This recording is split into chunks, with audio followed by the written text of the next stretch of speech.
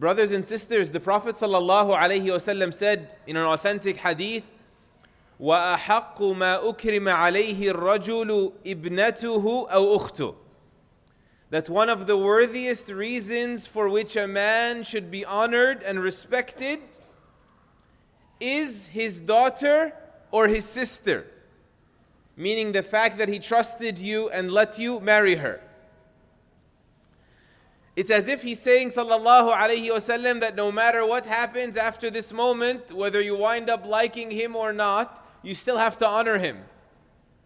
And this notion of you never just proceed on with your own little, I will borrow the term nuclear family, is well established in Islam.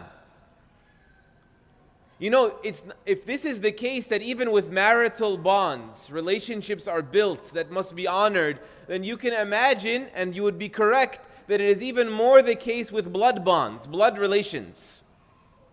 You know, for instance, when the Prophet ﷺ said, you and your wealth belong to your parents.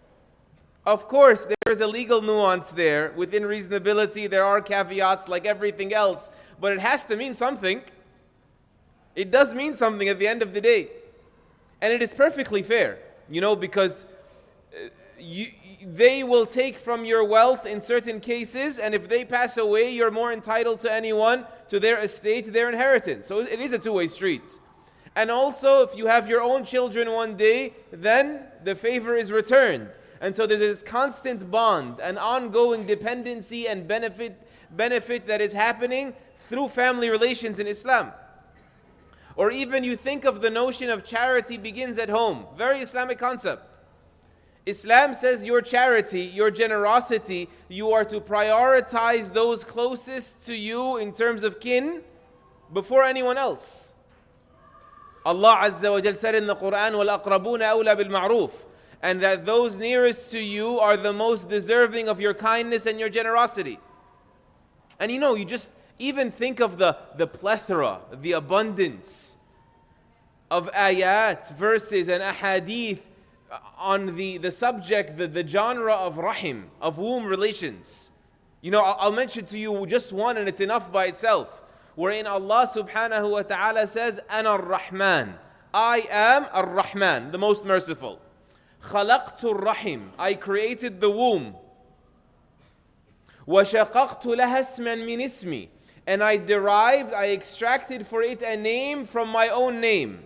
He is Ar-Rahman, from the word Rahmah, mercy, compassion.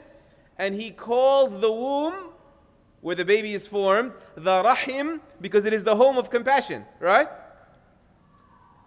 And I derived for it a name from my name. I called it the Rahim. فَمَنْ وَصَلَهَا وَصَلْتُهُ وَمَنْ قَطَعَهَا قَطَعْتُهُ.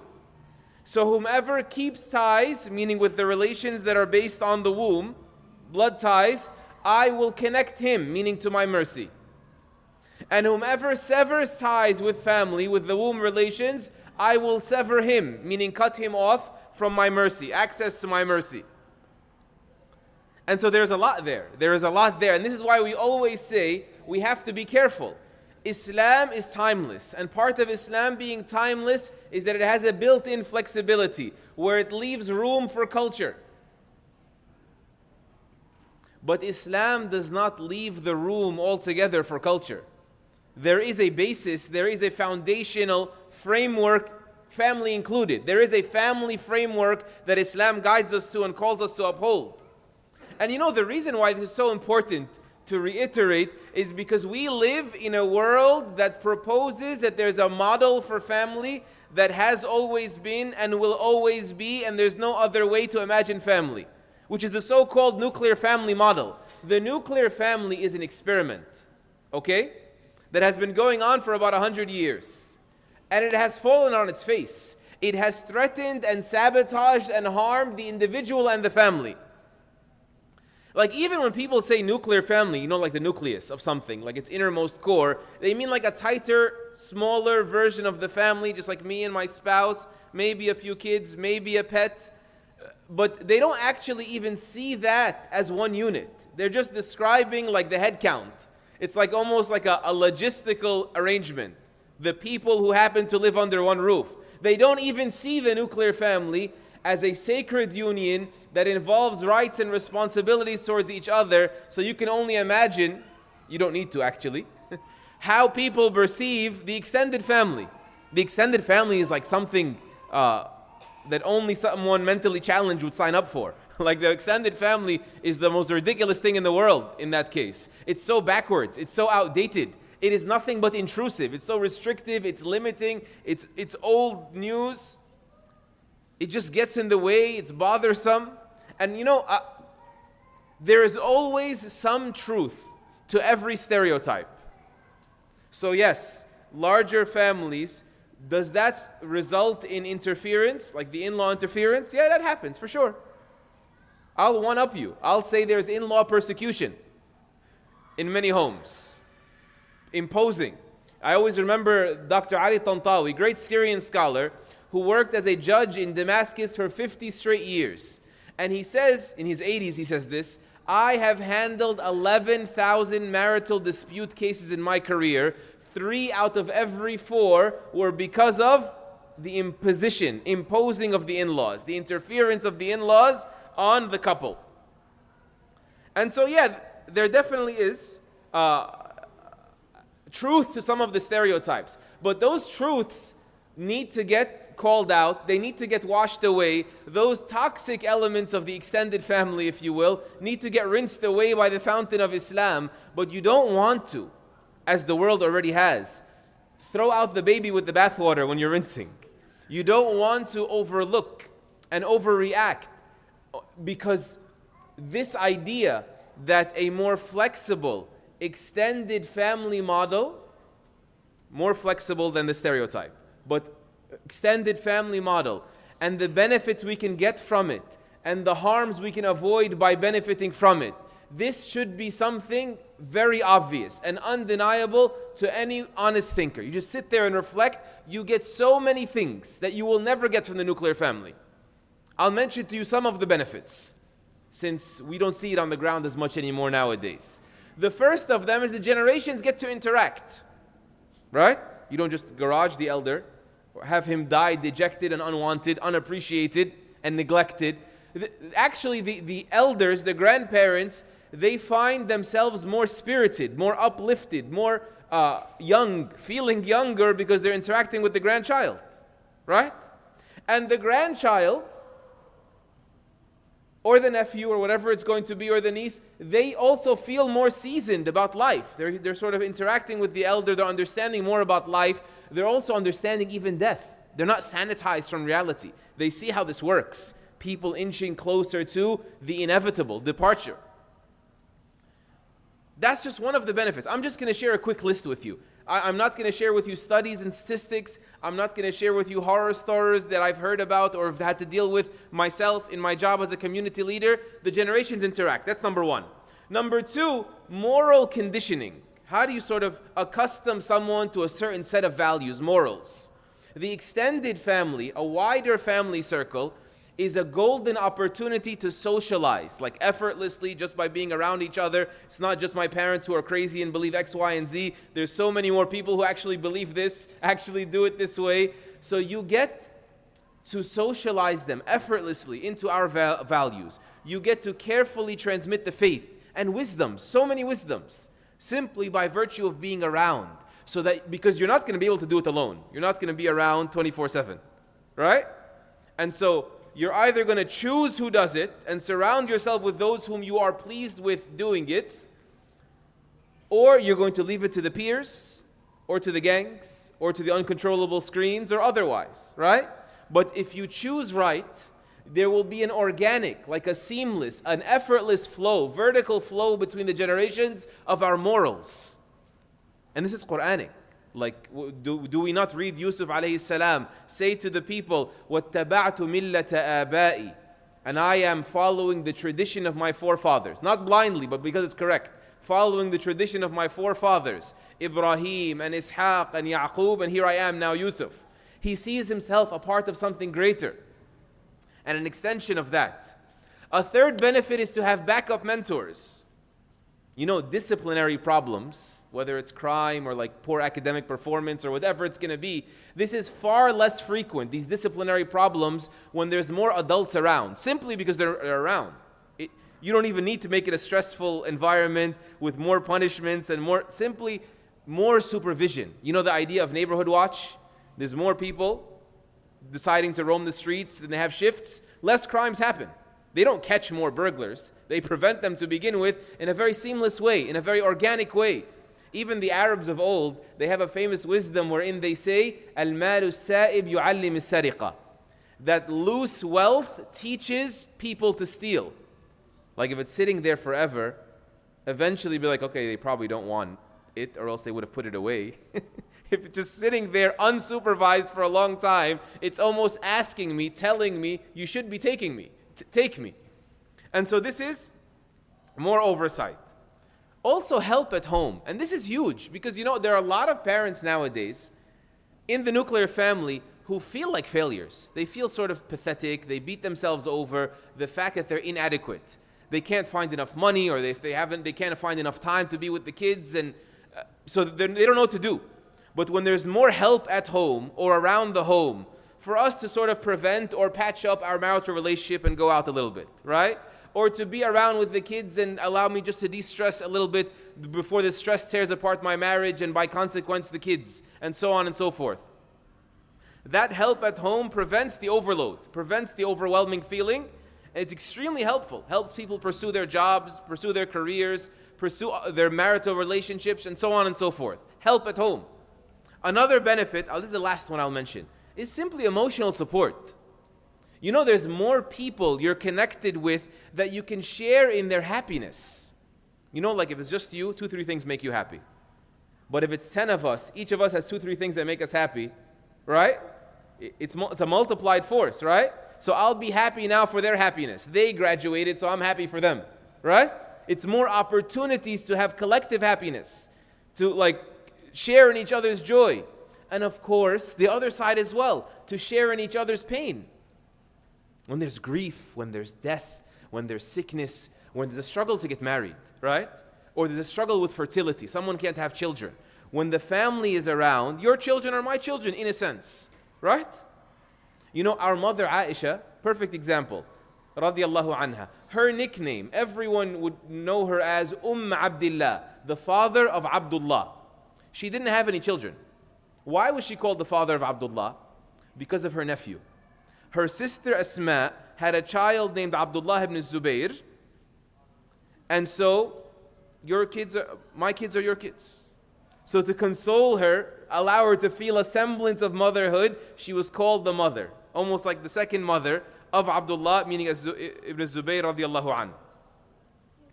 And so that is the idea of some of the benefits. I just quick fire listed it for you, just that burst that bubble, that fantasy bubble that the extended family is just pure inconvenience, like good riddance, old, silly, foolish people of the past did it. No.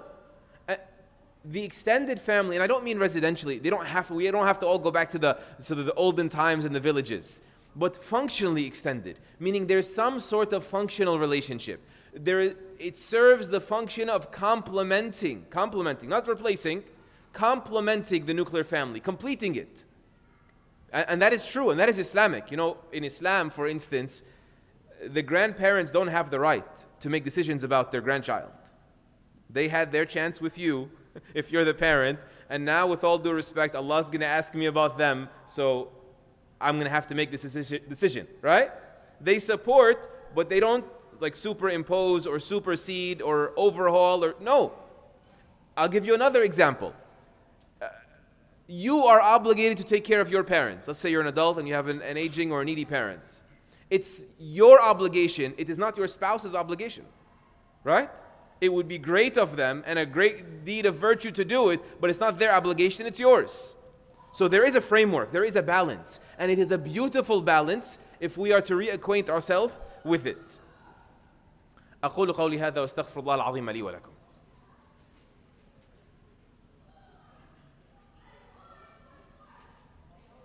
الحمد لله وحده والصلاة والسلام على من لا نبي بعد أشهد أن لا إله إلا الله وحده لا شريك له وأشهد أن محمدا عبده ونبيه ورسوله. So how do we revive the extended family model? I'll share with you a few thoughts that may be beneficial.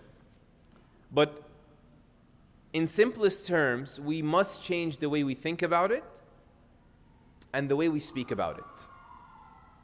And those are two sides of the same coin. Language reflects mentality, right? But mentality first. Some people think, what do you mean? I do keep ties with my family. You may think it's already happening. And you need to double check, because it may not be.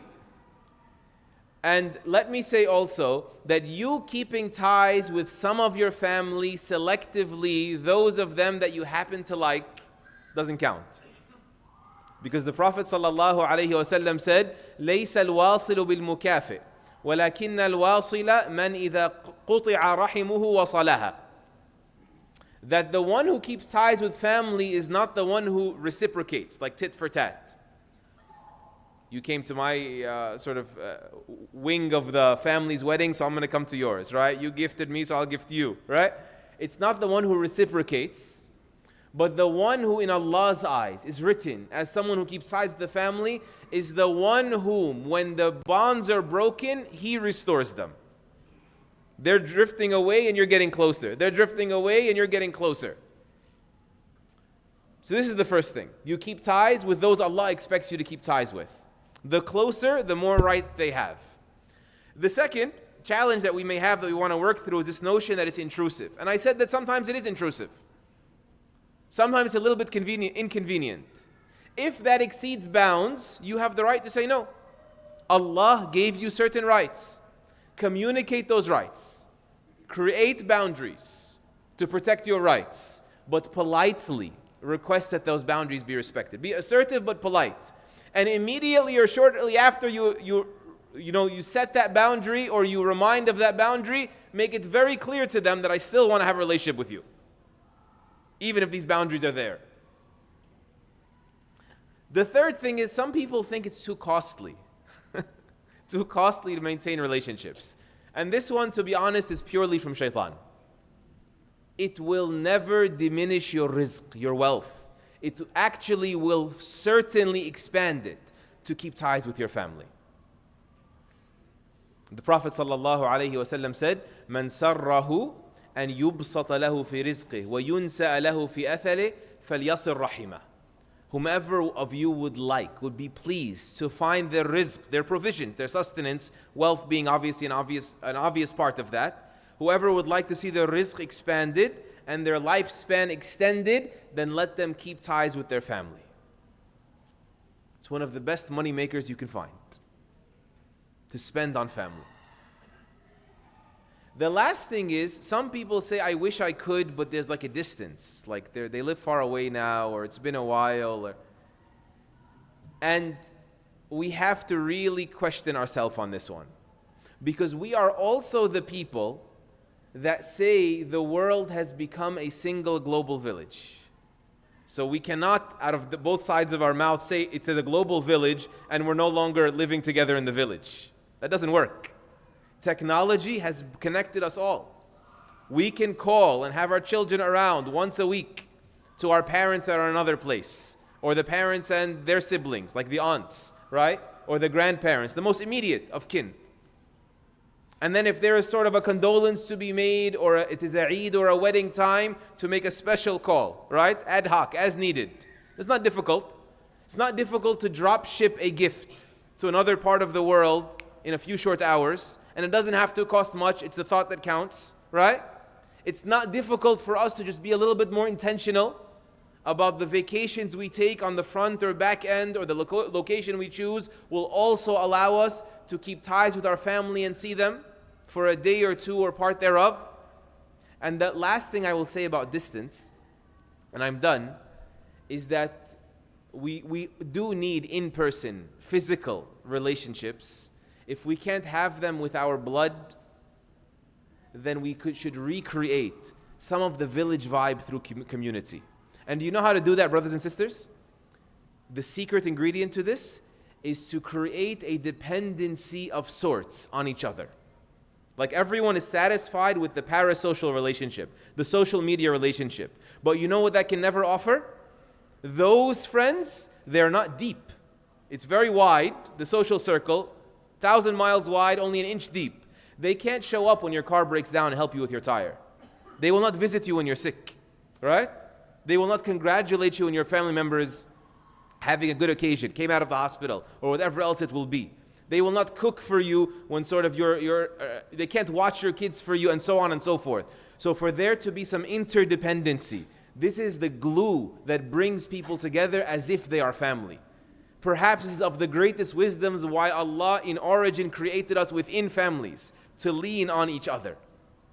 So utilize technology and leverage community to recreate whatever has been severed, to reconnect whatever has been interrupted. May Allah write us among those that maintain their ties with their family in a world that does not consider that important. Allahumma ameen. May Allah make us of the truest followers of the Prophet sallallahu alaihi wasallam, who said, "They are not of us, those who don't revere the elders and do not have compassion for the youngsters." May Allah Azza wa Jal grant us families and relationships that anchor our Islam for us and anchor it for the world through us. Allahumma ameen.